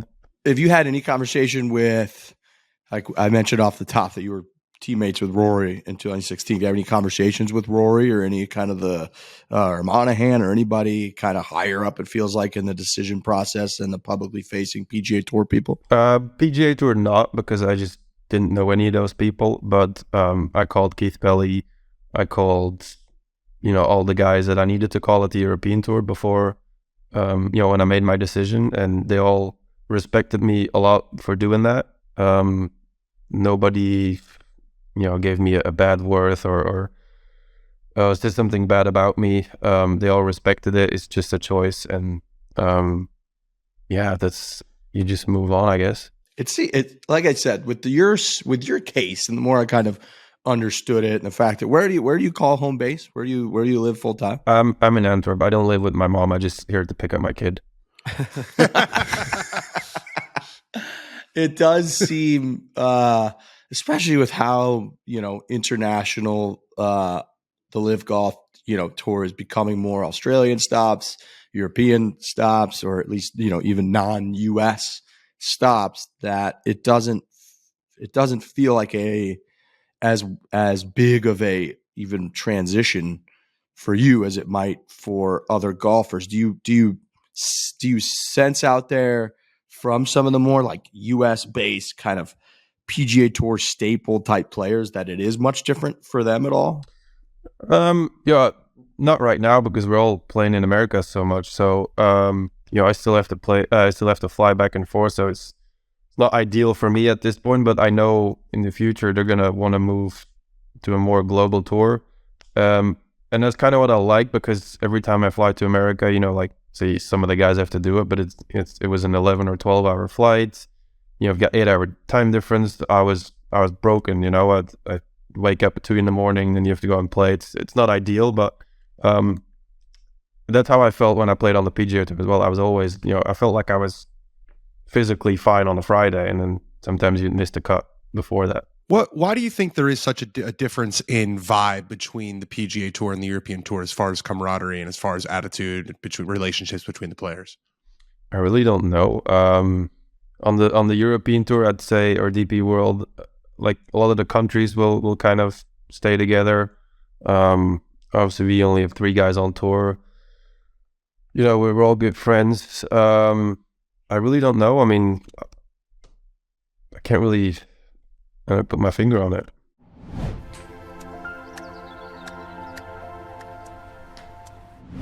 The golf capital of the world, Myrtle Beach, South Carolina, plays host to more than 3 million rounds per year. You should be a part of that number. True Blue in Caledonia, we have to talk about them. Mike Strantz, you've heard of Tobacco Road. He did the redo, I believe, at the Shore Course at Monterey Peninsula Country Club. He's bold. He's aggressive. He creates golf courses that will make you stand on the tee and say, holy shit, I've never seen this before. And he's got 2 courses that he built at Myrtle Beach that are in the top 100 in the country, in the rankings. True Blue in Caledonia. You should book a golf trip. You should go to Myrtle Beach like we did last fall, and you should check out Play Golf Myrtle Beach, because I'm telling you, boys and girls, I don't know that you could book a more fun trip for you and your buddies, your gals, your family, whomever it might be, than to go to Myrtle Beach and play these courses. I was just talking about this with a buddy. He's having a bachelor party there. He was like, I was deciding between like Hilton Head and all these other places. He's like, I don't know. I've like heard things about Myrtle Beach. I'm like, bro, if you guys got down to Myrtle Beach, you stayed right there in between all these golf courses, True Blue, Caledonia, all the ones that we played, TPC Myrtle Beach, you're not going to believe where you're at. Like, you're not going to understand like anything you'd ever heard about it, whatever. You're just going to you're going to say that's the greatest round of, or like, collection of golf courses that you could possibly find. It really is. It's up there with the greatest collection of golf courses you can possibly find in this country. It's just so many. Good. And the restaurants and the vibes and the bars and everything about it.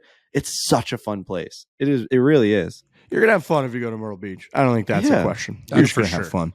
CaledoniaGolfVacations.com. Go check out that website. Book your tee times. Plan a stay and play package. Get more information about 2 of America's top 100 golf courses. Visit CaledoniaGolfVacations.com.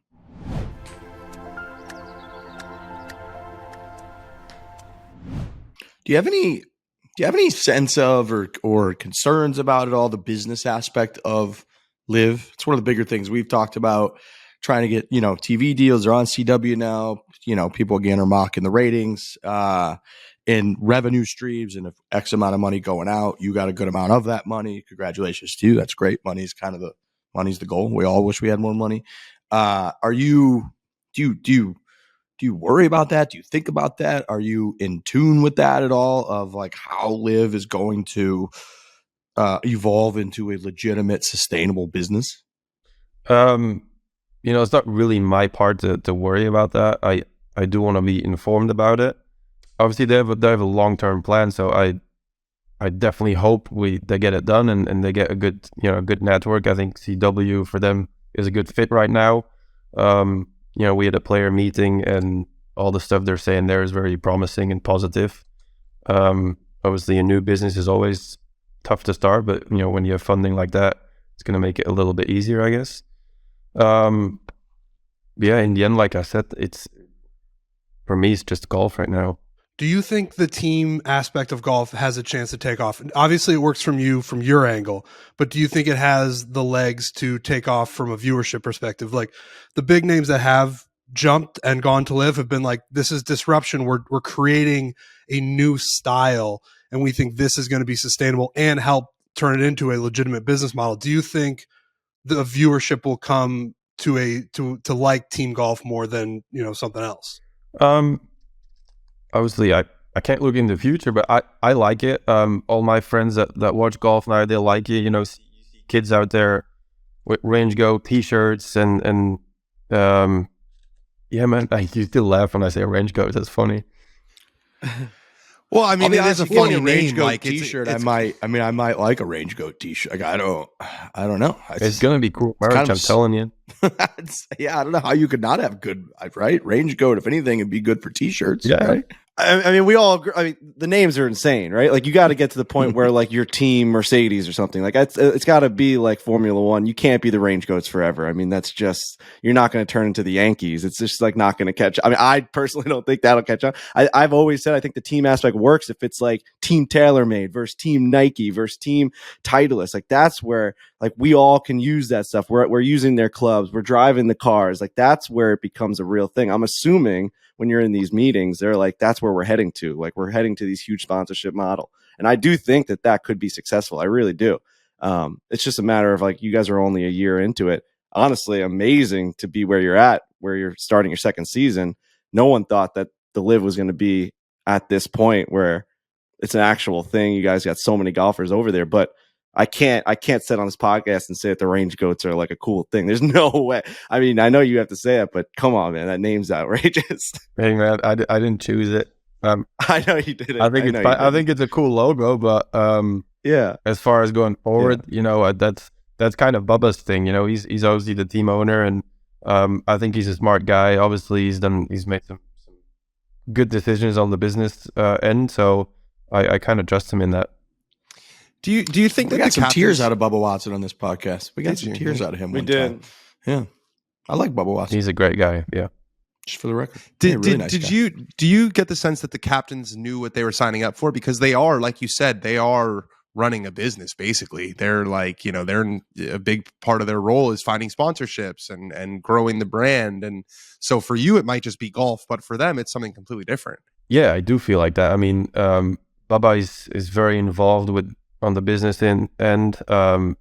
He's always briefing us on stuff that he's got going, possible sponsorships. And like I said, it looks promising. It's just, it's so new that I know personally a lot of the big sponsors in golf, not going to name brands or companies, but they're kind of awaiting all these lawsuits. And, some of these companies have big markets in Saudi or anywhere else. And I think that they'd want to sponsor, but they're just kind of, holding back right now. The biggest criticism has obviously come from the funding. The biggest criticism has come from, and we talked about this a lot on the show, and I'm glad we got into the business aspect of it and trying to talk about that first, because from our standpoint, and I think that this ultimately, I do believe a lot of the golfers want to play golf. I believe a lot of even the executives on the teams or related to the teams or related to the production have come from the PGA Tour, from Golf Channel, or from even Augusta National, that are trying to run a good production. But at the top, the biggest concern has been that very, very bad people, largely from the Saudi Arabian regime, are funding this entire thing. And they're also getting into Formula One. They're also getting into Premier League and other things, not necessarily to turn a profit, not necessarily to create these sustainable businesses, but largely to cleanse their reputation globally. And if these things fail or don't necessarily turn a profit, yeah, let's try to not lose tens and hundreds of millions of dollars, but that's not really the end goal. Are you at all concerned? And I think any natural human would be like, okay, I want to at least not have to like wring my hands of blood every time I cash a check. Are you concerned at all about where the money comes from? No, not really. I don't really get into that. I know my money comes from an American-based company, so it is what it is right now. I think the PIF is in about 150 boards, or if I'm not wrong. So anything you touch on a daily basis is funded by Saudi money. So I think it's a bit hypocritical, some of the things that are being said. But yeah, it's obviously the things that have happened are horrible. But I'm here to play golf. Yeah, it's not really something I want to go into. I knew that question was going to be asked, but I don't really have an answer for that. Do you think the aversion to Saudi is more of an American thing than a European thing? Because it does seem like you guys are closer, obviously, proximity, but also they've been more involved in European sports and culture more so than America in the past. I've been playing golf in the Middle East for 10 years, 12 years, and it's never been a problem. So yeah, I think it's definitely obviously the media and yeah, that has blown it up, obviously, but personally, I've not gotten any, especially here in Belgium, any comments about that. It's more criticism of maybe, I've gone too soon in my career. That's kind of the things I've gotten, but none of that, no. Yeah, it does feel like it quieted down. I mean, this time last year, like it feels like you did you even get much blowback in a negative way when you signed? Yeah, for about a week it was brutal on Twitter, and I felt bad for my my girlfriend reading all that stuff, and my mom. I was a bit worried at her golf club she would get some comments, but right now nothing really. No, it's your mom's a big mom. Your mom, what clubs your mom play out? I like that. I like that she's like how into golf she. They're all been... my dad's a manager at the golf club. My mom plays there. Mom plays she's just about to get single handicap, so that's big for her. Wow. So I know in Germany, I know obviously you're Belgium, not sure, but in Germany it's golf's very like exclusive to people that are really, really like, don't you have to have a certain handicap? So I guess my whole question is like, is it similar at all like that in Belgium, or is it closer to sort of UK? Yeah, you have to have like a permit, whatever to play golf, which is, it's still weird to me. You have to. That is weird. I had to do the exam when I was like 8 or 9, and I couldn't write yet. And I remember having to go around on a buggy on the golf course. I have to do an oral exam. To like he'd point at the red stakes and be like, what does that mean? And the yellow stakes, what does that mean? Wow. So like my friends that start to play golf have to do a written exam, which is strange. Dude, isn't that insane? Yeah. I knew that it was like really that in Germany, but I wasn't sure in Belgium, but that sounds pretty similar. Yeah, you have to have like a permit to play courses. Because what is the reasoning? Because there's so few courses that they're trying to keep it to people that are in tune with the game to some level or something? I guess so. I guess they just want people to know the rules before they play. But I think that whole thing comes with, that's the problem with golf in Belgium. It's a bit, there's a boundary to get over. I wanted to ask about the sense among, there's definitely a sense of, it seems like from the outside, of us against the world among these live players, where they feel like everybody's, kind of feels like they're villains and they want to stick together and kind of prove it. Do you feel that way? Is there a sense of, these guys are talking bad about us, they've made us out to be the enemy, so let's go and show them what we can do at the Masters? No, not at all. Well, at least not for me. I got plenty of texts from friends on the DP World Tour saying congrats and like, I'm gonna miss you, whatever. But no, for me, it doesn't feel that way at all. And maybe because I haven't been there since the start. But to me, it's exciting, this new thing. And obviously, it could be my last Masters. I don't know. But yeah, it is what it is, and I'm gonna enjoy it. And obviously, I go there and try and win, just like all the majors this year. I respect you in this way, because I feel like you prioritize your happiness over whatever anyone else thinks that you should do. So yeah, you just said this could be your last Masters, and you've accepted that because you feel like you'll be happier doing this even if you can't play in those Masters. You're a guy who's been getting in on his world ranking recently, and that again, that if nothing changes, you're right, this could well be your last Masters. Can you talk us through that, how difficult that process has been of being like, I'm going to willfully turn away from these majors which have been made out to be everything, and I've been a golfer my whole life, and you're made a decision where you've said, okay, maybe that's not for me? Yeah, man, I've played. Obviously, I've done 10 years of being on the road and trying to achieve my dreams. And I'm not Rory or I'm not Tiger. I'm not going to be in the history books or have a massive legacy. And that's okay. I've made an unbelievable living out of golf, which is amazing for me and my missus and my kids. And no, I don't worry about that at all, actually. Like you say, I think happiness it's just sport. It's just golf. Happiness is so much more than just playing golf. You're a 6'5" athlete. You've always hit the ball a mile. Fore. The golf ball rollback proposals that came out in the last couple of weeks. Where do you stand on potentially rolling the golf ball back? I haven't even read it. I'm sorry. Do you want a quick little synopsis? Well, I don't care. I'm sorry. I really don't care. Incredible. Yeah, that's actually the best answer I think you could have given. It is what it is. Like, what my opinion? Like, I don't know. I feel like golfers you don't overthink things at all. Nothing matters. Nothing matters to you, which is like a great place to be, mentally. I mean, none of this stuff matters to you, right? Because we other players from Live that if we would have had them on, like they would have been like, no, it's about disruption, it's about changing the game, it's about this is how it's supposed to be, this is the way it's going to go, this is how we're going to do it. You're just kind of like, I want to be happy, and it's a hard thing. I like to have critique. Dinner with HV3, and HV3 is a really funny guy. I'm going to go to Live to hang out with him. It's an interesting disposition. Same with Taylor on our team and Bubba as well. It's like it's so easy to get along with these guys. I feel like they've made a decision and they're just happy. I feel like golfers have gotten too opinionated about everything, and I'm just here to play golf and that's it really. I'm not dumb. I just maybe I'll come across dumb, but I just, like I said, I just want to be happy, man. That's all.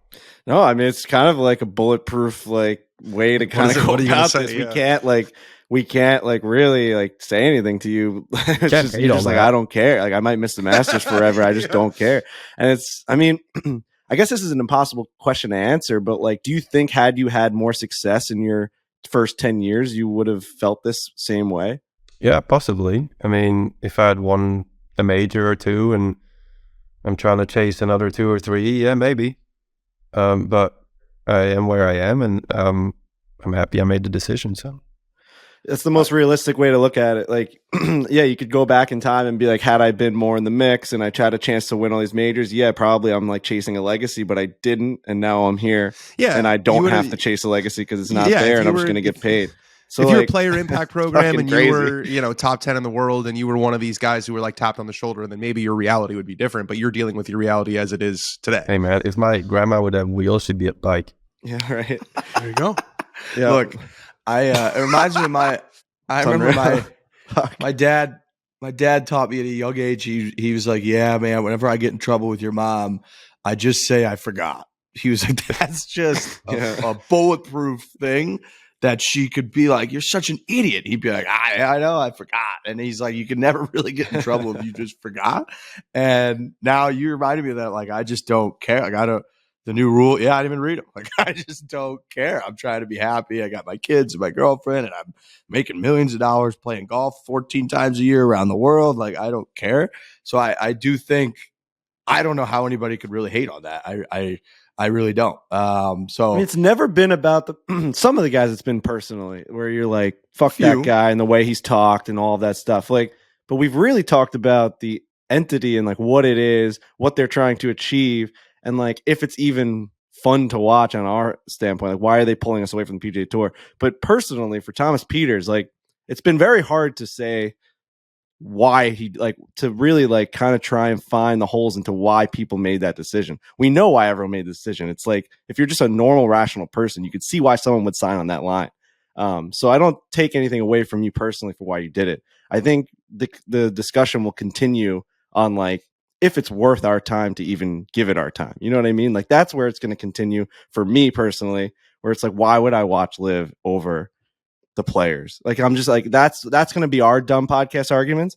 But personally, I mean, you've made all your points and it makes sense. I mean, if you're a DJ fan or a Cam Smith fan or even a fan of me and you want to watch me play, then you tune into Live. And if you don't want to watch me play, then you don't watch it. It's easy.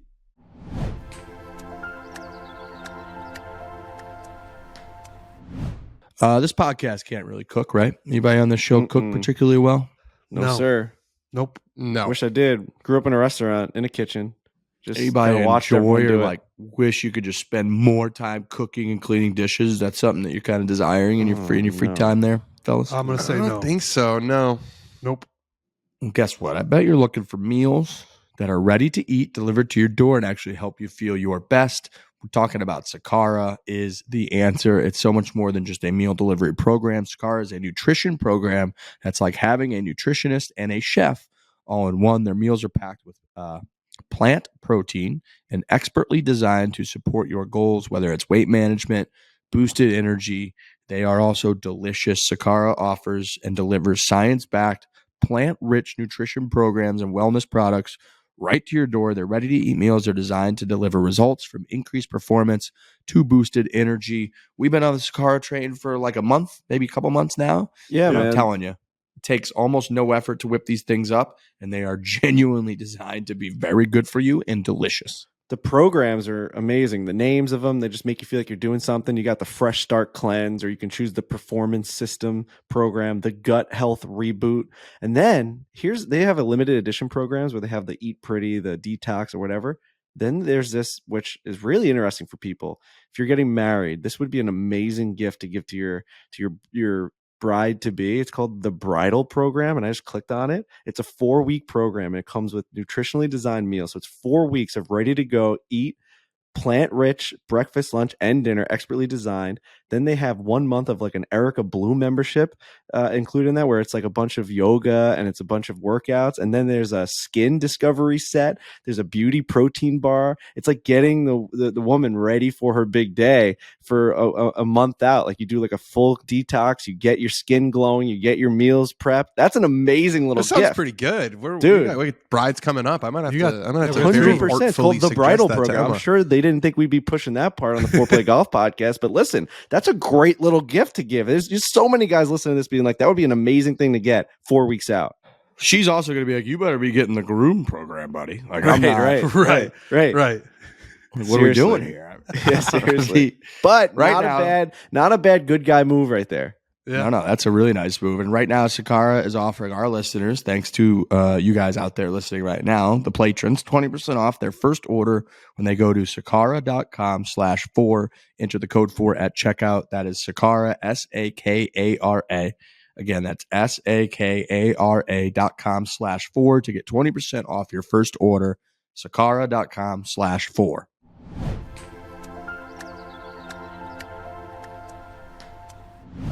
Tell me about Illinois. I've heard some stories that you like. How, if you could snap your fingers and be a freshman in Illinois, would you do it? If I would go back? Yeah. Oh man, it was so much fun. Yeah, of course. Were you just like the biggest legend of all time? You were tall, Belgian guy. You won the NCAAs. Illinois, they get after it. Oh man, I was so shy. My English was so bad. I think Coach Ball. Oh, they must have loved that. Yeah, on, right. It's man. Like, I'll show him around. I'll show him what it's like. With his Illinois golf and like his Belgian fucking hat, and they're like, girls are like, who is this 6'5" stallion? That's I think he's 6'7". Actually, I think he's 6'7". 6'7". Coach Ball definitely pulled some strings to get me in. You know, my SAT or whatever that thing is was not great. Yeah. And I remember saying, like, he was like, what do you want to study? He was like, the easiest, please. So take the easy ones. Yeah, I'll take skating 101. But yeah, it was amazing, man. Coach Mull, we had a small team, so that was why I went there. I didn't want to go to a really warm place because I'm not used to that. And we had great guys coming out of there. You know, Luke Guthrie, Scott Langley, they both got straight on tour. There's obviously a big Coach Mull's a big part of their success for the last 15 years, kind of. That guy's like the biggest legend in college golf, isn't he? He's been up there forever. The orange and everything. I'm from, a neighboring from Mizzou, so we didn't necessarily love Illinois, but it is iconic. I'm from Iowa. I'm right next door. It's not great. Hard for me to. I mean, I can't sit on the show and not be like, we would just make fun of Illinois and how fucking dog shit that state is. We're not going to get into that. But yeah, I have to imagine that you were a hit coming into that school as this, tall, handsome, barely like you probably like tried not to be able to speak English that well. Be like, oh yeah, my accent. I'm from like Belgium. Like, sorry, what are you saying? Like, I mean, obviously you have to learn English to like, make a decent conversation. But like, I would sit in the academic building and trying to write a 2-page paper, not being able to like form a sentence is quite tough. And but that's the thing is like you don't need to write papers. I would I would write have somebody else do and play golf. I would write like 2 sentences, and then the lady that would help me, Debbie, she would like finish the paper for me. Debbie definitely loved you. Debbie loved you. Yeah. Debbie's like, I'm getting this guy through fucking college, no problem. He's not on my watch. Is he getting kicked out of here? You have any sense of what's going to happen with the Ryder Cup this year? I mean, I sense you're going to say, I don't know. It's whatever happens. But do you have any opinions on it, or do you have any inside information on if you think live guys will be allowed? I definitely don't have any inside information on it, but I just kind of hope they want to pick the best team. You know, I want to win on Live, and hopefully I get on a good run over the summer and I play really well in the majors. And you know, I texted with Luke and I said hopefully I can make it really hard on you not to pick me. So again, same thing there. You know, it's kind of on balls in their courts. They obviously own the Ryder Cup together with the PGA Tour, I think. So you know, if they don't pick me because of that, then it's obviously a big shame for me. But you know, I've played the Ryder Cup. I checked that goal, and hopefully I can play one more. Unbelievable, man. You're out of control. I mean, this is I Eminem. think he's very in control. Yeah. No, it's he's 8 Mile most in and control everybody. guy on the show by far. Nobody else. He Nobody just else 8 miles everybody. It's crazy, and it's a great way to go about life. Like where could anyone? I'm trying to think of like if I'm listening to the Foreplay podcast and they have a Live guy on. I'm sitting in my car and I'm like trying to get angry at this interview and really try and like fuck this guy. It's like you're really making it difficult to have anyone be like that guy's the worst guy on the planet for the decisions he made. I mean, you played a collection of tour events over the last couple of years, like barely 10 over the last 2 years. You haven't really even contributed to what the PGA Tour is trying to keep the guys there to build. It's like, you can't really fault the guy. He didn't even play on the tour. It's like crazy. So, I mean, I'm not going to like sit here and suck your dick after this, but like, it's just, I think you know, with the way that you think, you know, some of your the way appearances you on think, TSC it's just radio, hard to you might like, it's just, wanna yeah, seriously. be able to do It's that. just hard to like, I don't No, know. a more combative Live player, it would be different. Like it would just because we would have points where it would be like, well, I don't know if we would think that part of it was disingenuous, but the argument of I just want to be happy and provide for my family is a hard one to poke through. Yeah, I feel like we're in a like day and age with social media and podcasts and TV shows where people always try to find something to hate this guy. And you know, you could also not do that. It's just a choice. Yeah. We say that all the time about everyone hates us too. So, I mean, I don't hate you guys. I'll like it. I'll listen to it. You know, Dan's all right. All the rest of you guys are great. So, but we say the same thing. We're like, someone will comment on like Riggs' Daily 9. They'd be like, my eyes are bleeding. And we're just like, just don't watch it. Exactly. Just like, go right past it. It's not that complicated. Yep. You get that with everything. It's that just like your choice. I And don't know if you've seen that bit from Ricky Gervais on Twitter. Like, that is exactly what it is. Right. So, yeah, exactly. No, He's always doing like you follow me. no, it's where he's. Have you not seen it with the billboard in the town center? No, I don't think so. I feel like I've seen. Please go and watch it I don't know if afterwards. I don't want to explain it on the Fuck, we show. gotta watch that. Just something. Oh yeah, Yeah, explain yeah, it. That's yeah. that's Right, super right. fair. Add a little link to the podcast or whatever. that's my Senior SoundCloud. producer. Put that in Yeah. there. That's right. When's the next event? Because I think I don't Next know how we got if there's one guy, if there's one Live guy we got, I think now it's Thomas Pieters. I don't know how we can't. Next week in Orlando. I don't know what course we're Frankie. playing, but Favorite place? You guys going to Disney? I definitely allowed not staying there in anymore? Disney's, man. When I played Bay Hill, Why don't you bring your daughters? Bring your daughters and go to Disney. Then you could have your whole family. You wouldn't be so homesick. That sounds like a no-brainer. yeah, man. Maybe if they're a bit older. One's only 4 months, so I'm not sure if you can enjoy Disney. Not going to remember it, so it's like why? You know? Yeah, exactly. By that that logic, sounds you like should just keep her in a closet until she's 4 years old, and then That's- she'll remember things. Well, She's coming to Augusta. Hold on. Well, she's not going to remember that either. No, but she left pictures. She'll be on the par 3 contest. That Nate Bargatze joke, though, it's so good. One of our favorite comedians, he's like, people will be like, why'd you bring her to Disney? She can't remember it. And he's like, so you want me to just put her in a closet and open the door and be like, you remember yesterday? Nope. All right. And just close it up Every day. just every day until she remembers. Then you just bring her out. Yeah, the pictures at Augusta, that's worth it. Yeah. For sure. Oh, yeah. That's great. Do you think there's going to be a brawl at the dinner? The Champions dinner? dinner? We talked about it. Maybe some punches, a slap across the face, maybe. I'm happy I'm not there. I don't want to eat cheeseburgers. Oh, You really do hate come America, on, huh? man! I really come do. on, Like, you don't like cheeseburgers? Who are you? I mean, if you could, What do you- if you could choose any meal, like you go cheeseburgers. he's going steak. He's going Texas, man. He's going steak. He's got a Texas. little That's the barbecue appetizer, in man. there. Just Sorry, like- it's not a 14 course tasting meal with, ants and escargot. We and finally whatever. got what we wanted. We got a live PGA Tour beef, and it's Scotty and Thomas over the Champions Dinner meal. We finally found the one thing we can, like, everyone in their car is like, fuck Thomas Pieters now. Yeah, because you like good food. Cheeseburgers. Yeah. Cheeseburger sliders are great. They're probably going to be the best fucking sliders anyone's ever had. I'm sure they're going to be good. like Wagyu, like cheeseburgers. I'm sure they'll be good. You don't like cheeseburgers? Really? Of course I like a cheeseburger, but like...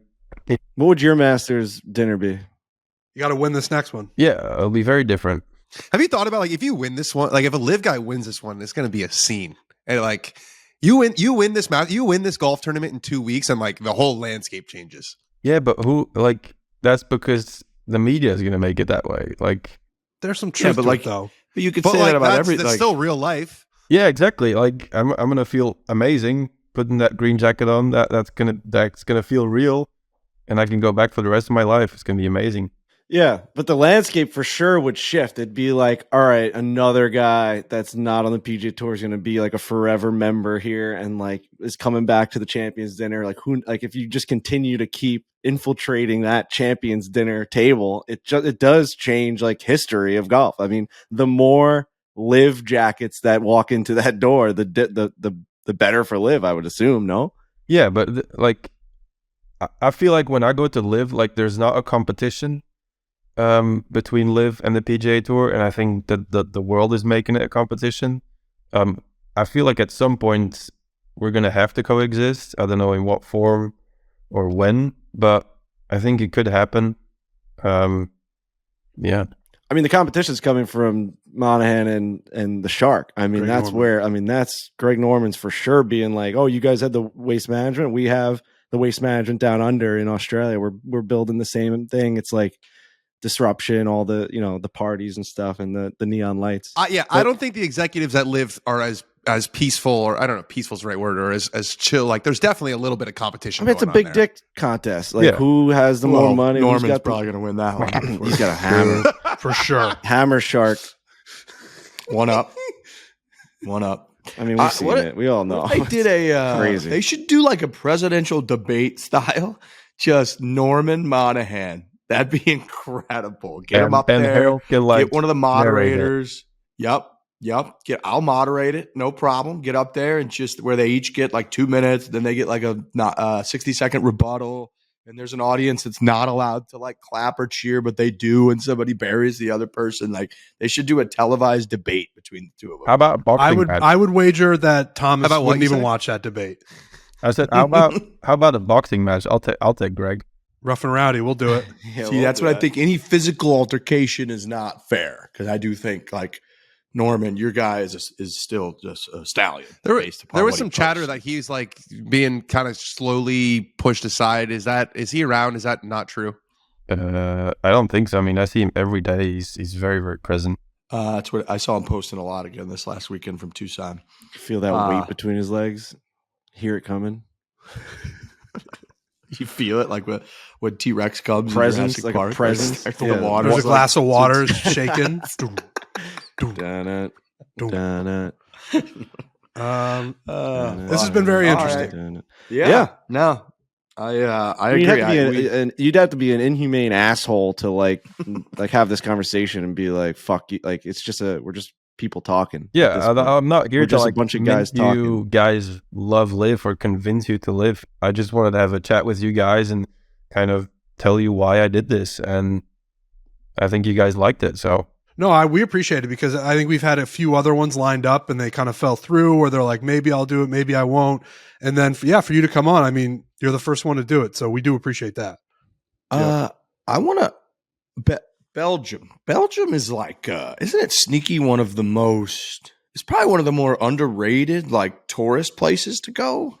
Bruges, baby, all time. Yeah, isn't it just an insanely beautiful mix of like the landscape and obviously the history? Isn't Belgium just off the charts, like gorgeous? It is beautiful. Every time I come home and I live in a port city, it's stunning, man. I go for walks with my kids and my missus, and it's. Yeah, well, I couldn't move. I just could not. Does it blow your mind when these guys move to like living in Jupiter? That's just so far from what you could ever do with your life. You need the culture and the walkability. Man, to be like like in and around golf 24/7, I don't think I would survive. What's this town you live in? Antwerp. Oh, there it is. Oh, baby. It's a different world. It's a different Look life. at these fucking statues and shit. This is what I'm talking about, man. We got to go to Belgium. Look at this architecture. We got I took an architecture beautiful class. golf courses as well. I can't imagine. We got to get that permit to get out there. Are you friends with Kevin De Bruyne? Not with him personally, but some of the other footballers, yeah. These guys don't know who that is. He's KDB's an absolute You legend. see this statue on this rock? You go see this thing all the time, this blue one here? Just blue, and I can't, like, if you can share your screen, I can see it. But Hold You on. don't know the blue statue in your home This city? one. Dude, right this here. is Oh, yeah. this thing's that one. Yeah, yeah. unbelievable. You get It's the Yep. what's it called here? yeah, it's at the It's just- the like the Grand Place. It's yes. yeah. I Holy shit. I mean, this is like, that's what Belgium looks like when I think of it. When I That's what close I'm my eyes, talking that's like about. what I picture. Is that Bruges? that's Bruges, yeah. You So guys this should watch guy's- In Bruges if you haven't seen it. It's Oh, it's a amazing great movie. movie. Those are the guys that were in, In a Sharon. yeah, Banshees of Inisherin. Yeah. Yeah, that's an awesome movie. This guy, so you're living here, you're making millions of dollars, you're playing golf. Yeah, I mean, I get it. All right. I'm still looking at these pictures of this Antwerp. This place is cool. Yeah. All right. Well, look, we appreciate it. Obviously, appreciate the time. Monumental. First live, really anybody. No executives, no employees, no players. So first player we ever had on the show that's officially a live golfer. You seem very content. You seem like a happy person, which I think that's kind of the goal in life. So you're content, you're happy, you're pretty rich, you got a nice family. It's hard to hate on that, like Frankie said. Yeah, I mean, I obviously Dan asked me to come on the podcast, and all the media stuff you have to go through a lady at Live, and she said, oh, absolutely fine if you want to do it.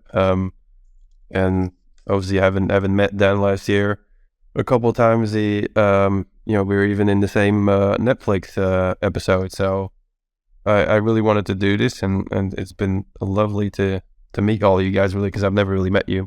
We gotta we'll be in Augusta, so maybe we'll see you in Augusta. Yeah, please say hi. Don't blank me. That would be awesome. We like It'd be hard to miss you. 6'4" Well, walking I have a around question. Augusta. Do you think that Bryson and like Patrick, the guys who are wearing all the live stuff, are they going to wear that during the Masters? I don't think so. I mean, there's no reason to throw oil. Instigate? Yeah, I don't think anybody wants to do that at this point. If you do, I think you're in it for the wrong reasons. Maybe one or two guys will, and I think that's a shame. But I think Augusta's so much history, so peaceful. Just wear a plain polo shirt and play golf. Yeah, we got to get Siwoo Kim in his like PGA Tour sweatshirt paired with Patrick Reed in a live sweatshirt. It's like green coats Well, are going to be like rolling over. Reed when he played in Dubai, he was rocking like a live. Wasn't he rocking like a live hat? I think. Yeah, could be. I mean, maybe it's in his contract that he can't wear anything else. Could be. Yeah, I guess. I mean, that's not really that if you're just wearing like a live hat. But I do think if Sergio comes out in like fireballs head to toe, that would be a little bit antagonistic. I would say. I would be. I think nobody's going to do that. Yeah. That'd be a smart move. It'd be a smart move. That's what because we're then they could for. say, we're above this. We're here for the good of the game. And if they do wear it, it's like, you're throwing gas in the fire here. Yeah, exactly. All right, Thomas, we appreciate it, man. Thank you for the time. Gave us like a full hour, and yeah, I think you're a very easy person to understand, really. Yeah, my English has gotten a lot better, right? Oh yeah, Much better. Yeah, but you still make it sound worse when you talk to women, I bet. No, I've got 2 kids, man. I've got a lovely girlfriend. I'm not going out for anything new. His English is sound now. Thanks for the time. Good luck with everything, and hopefully we'll see you in Augusta. Thanks, guys. See you in a couple of weeks. Thanks, Thomas. Sir. See ya. Thanks.